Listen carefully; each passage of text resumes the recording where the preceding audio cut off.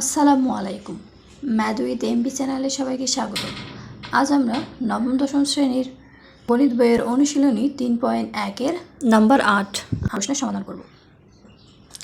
চলো তাহলে প্রশ্নে আসা যাক। শুরুতেই 8 নাম্বার। এখানে বলা হয়েছে a+b = √7 এবং a-b = √5 হলে প্রমাণ করো যে 8ab × a² + b² = 24।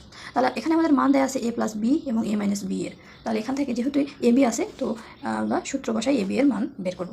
আমরা জানি সমাধান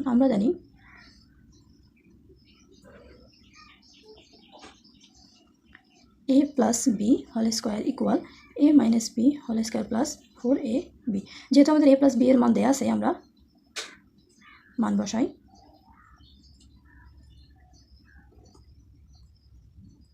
স্কয়ার রুটে কাটা যাবে,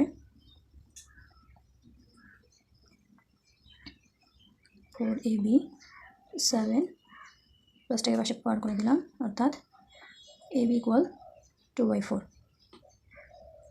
অর্থাৎ 1/2। আমরা ab এর মান পেয়ে গেলাম।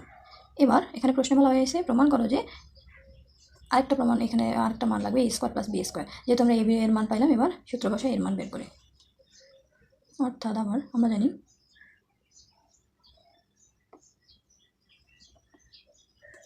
a² + b² এর সূত্র a + b whole square - 2ab। যেহেতু আমাদের ab এর মান দেওয়া আছে এবং a+b এর মান দেওয়া আছে, আমরা বসাই দিই, একবারই করি। 7 - 2 অর্থাৎ 6।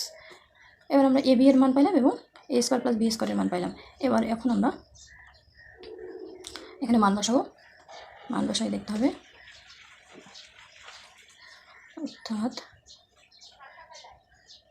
লেফট হ্যান্ড সাইড দিই 8ab × a² + b²। ab এর মান পাইছি আমরা হাফ ইন্টু এখানে 6, অর্থাৎ এখানে ক্যালকুলেশন করলে পাই 8 2 4 × 6 4 6 24। আমাদের সমাধান মিলে গেছে। এখানে বলা হয়েছিল = 24, অর্থাৎ লেফট হ্যান্ড সাইড এবং রাইট হ্যান্ড সাইড মিলে গেছে, প্রমাণিত। ভিডিওটি ভালো লাগলে অবশ্যই লাইক, কমেন্ট এবং সাবস্ক্রাইব করবেন। ধন্যবাদ।